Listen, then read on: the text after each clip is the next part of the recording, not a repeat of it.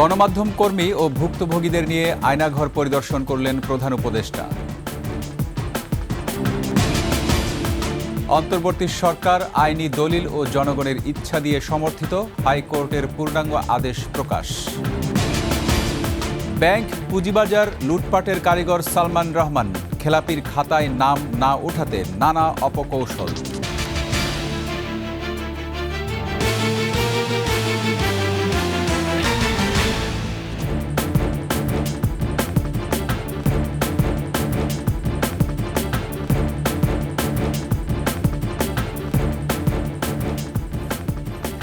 শুনছিলেন সংবাদ শিরোনাম।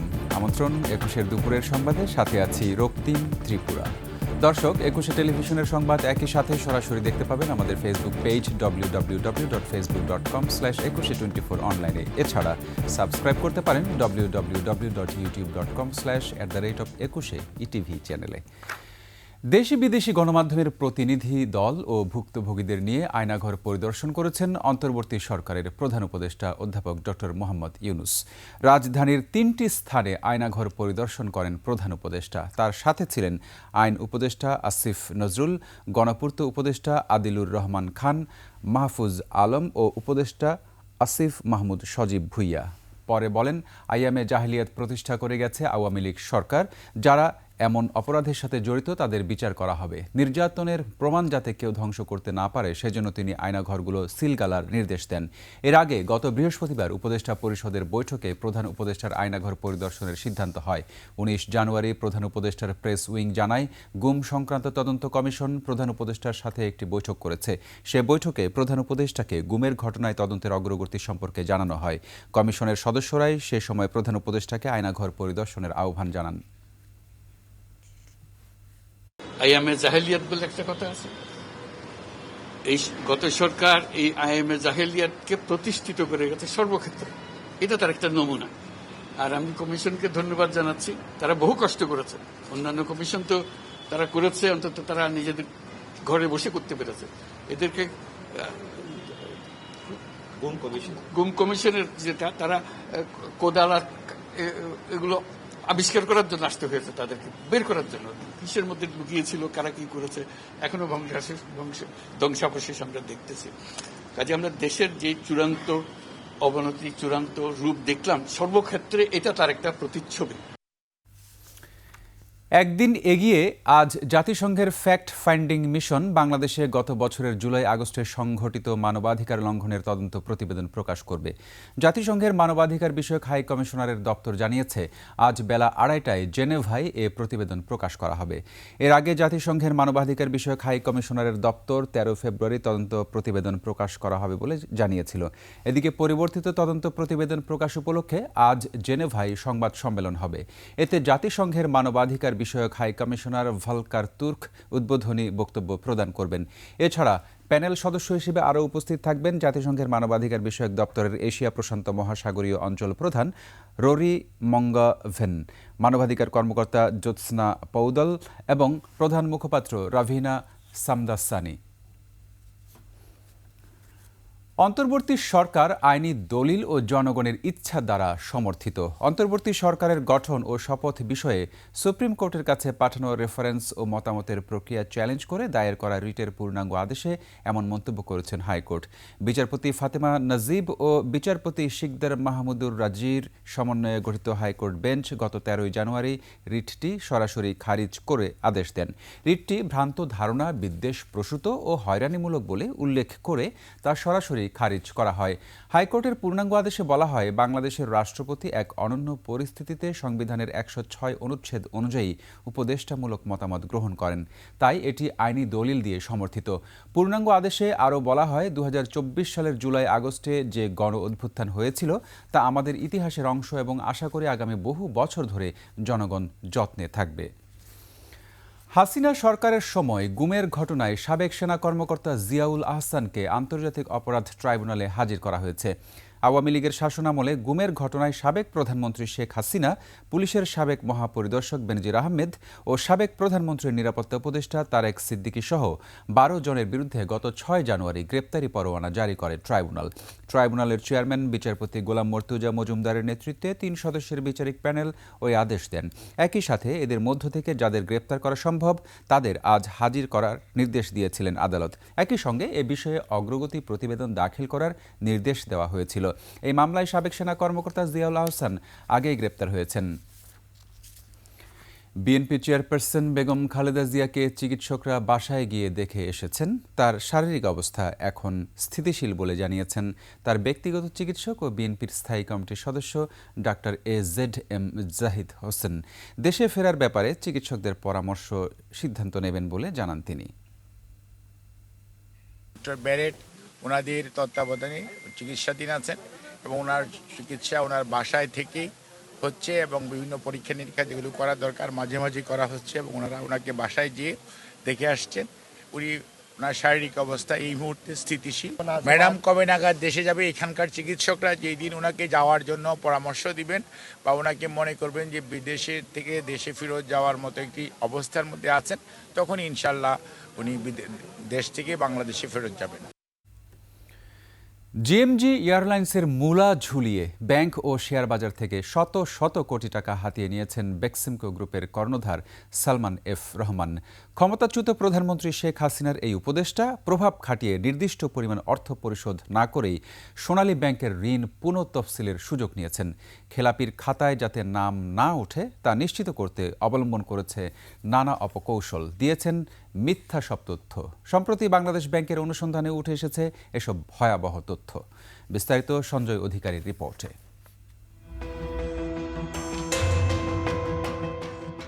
ব্যাংক থেকে ঋণ নিয়ে ফেরত না দেওয়ার যত অপকৌশল আছে তার সবগুলোই প্রয়োগ করেছেন সালমান এফ রহমান।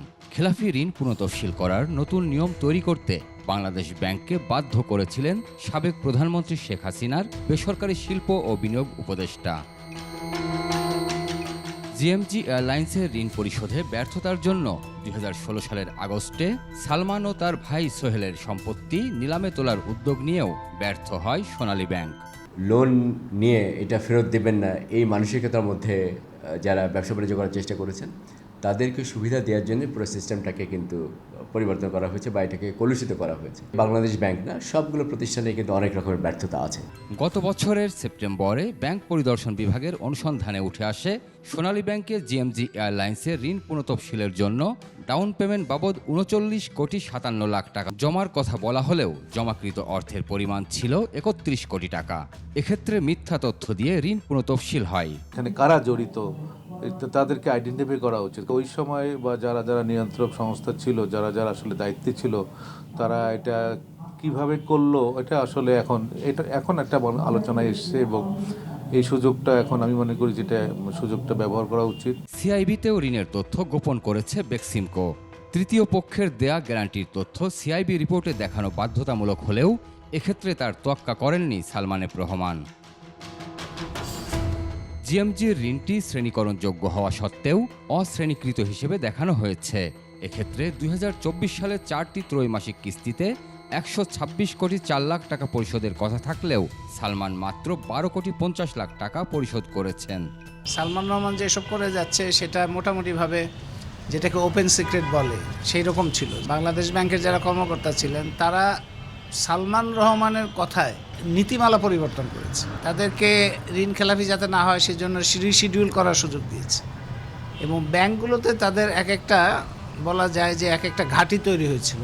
শুধু সোনালী ব্যাংক থেকেই নয়, জিএমজি এয়ারলাইন্সের প্রাইভেট প্লেসমেন্ট শেয়ার ইস্যু করে বিভিন্ন ব্যক্তি ও প্রতিষ্ঠানের কাছ থেকে আরও অন্তত 300 কোটি টাকা হাতিয়ে নিয়েছেন সালমান এফ রহমান। যারা অপরাধী তাদের বিরুদ্ধে ব্যবস্থা গ্রহণটা খুব জরুরি। সঞ্জয় অধিকারী, 21 টেলিভিশন, ঢাকা।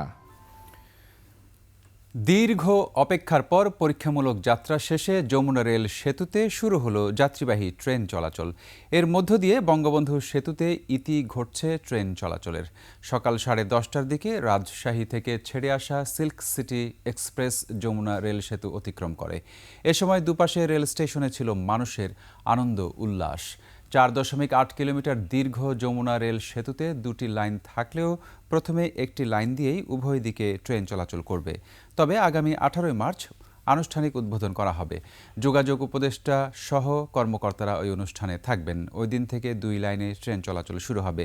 বঙ্গবন্ধু সেতুর সমান্তরালে ডুয়েল গেজ ডাবল ট্র্যাকের এই রেল সেতু ব্যবহারের জন্য 7.667 কিলোমিটার রেলওয়ে অ্যাপ্রোচ, এমব্যাঙ্কমেন্ট এবং লুপ স্লাইডিং সহ মোট 30.73 কিলোমিটার রেল লাইন নির্মাণ করা হয়।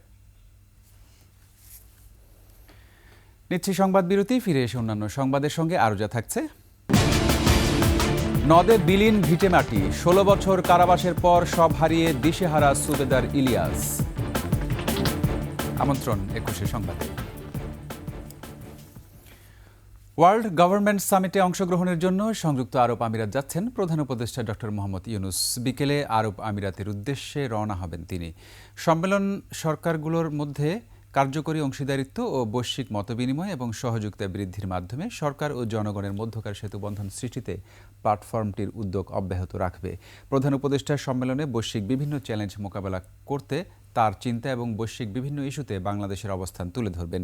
এছাড়াও প্রধান উপদেষ্টার সঙ্গে বিভিন্ন দেশের রাষ্ট্র ও সরকার প্রধানদের দ্বিপাক্ষিক বৈঠকেরও সম্ভাবনা রয়েছে এ সম্মেলনে।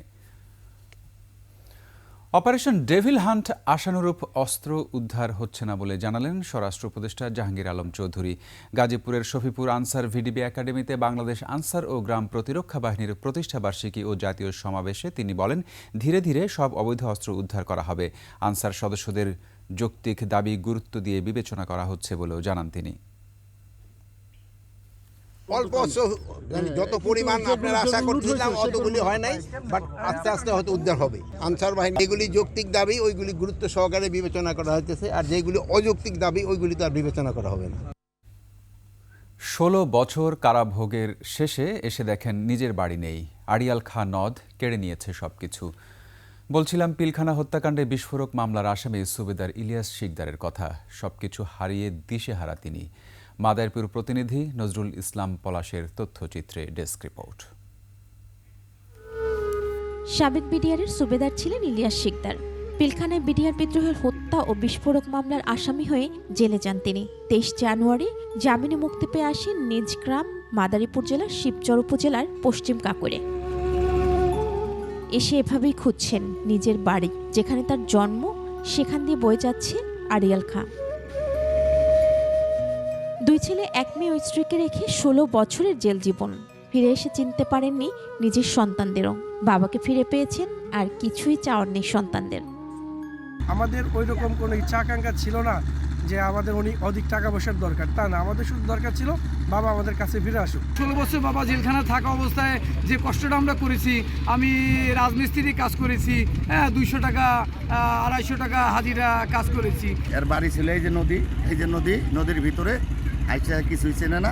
বিটিআরে চাকরি করতো, আমরা জানতে চলে দেখছি উনি সলিড লোক, উনি কারোর 2 পয়সা কোনো জায়গায় মারিয়ে খায় নাই। সবকিছু হারিয়ে সন্তানদের নিয়ে বেঁচে থাকার জন্য সরকারের কাছে সহযোগিতা চান ইলিয়াস শিকদার। আমার ছেলেটা আমি চিনতে পারিনি, যখন গেটিতে বাড়ি করছে আমার বড় ছোট ছেলে গলাতে বেঁধেছে, আমি তো চিনি না। আল্লাহর কাছে শুকরিয়া আদায় করি যে ফিরে দিয়েছি, যে বাচ্চাটা পাইছি, যাতে আল্লাহ সুবহানাল্লাহ এবং আপনাদের মাধ্যমে যাতে এখন আমার এই বাচ্চার কাছে নিয়ে যে সুখী জীবন করতে পারি।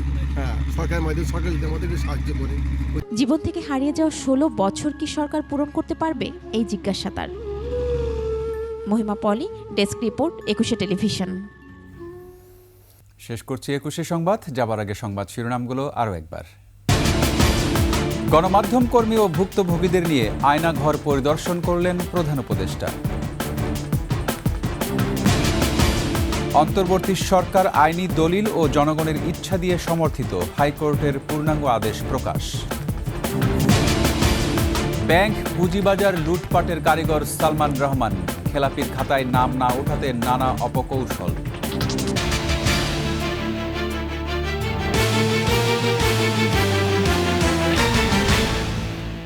সর্বশেষ সংবাদ জানতে ডায়াল করুন 2021 নম্বরে আর ভিজিট করুন ekushe-tv.com ওয়েবসাইটে। ফেসবুকে ভিজিট করতে পারেন www.facebook.com/ekushe24 অনলাইনে।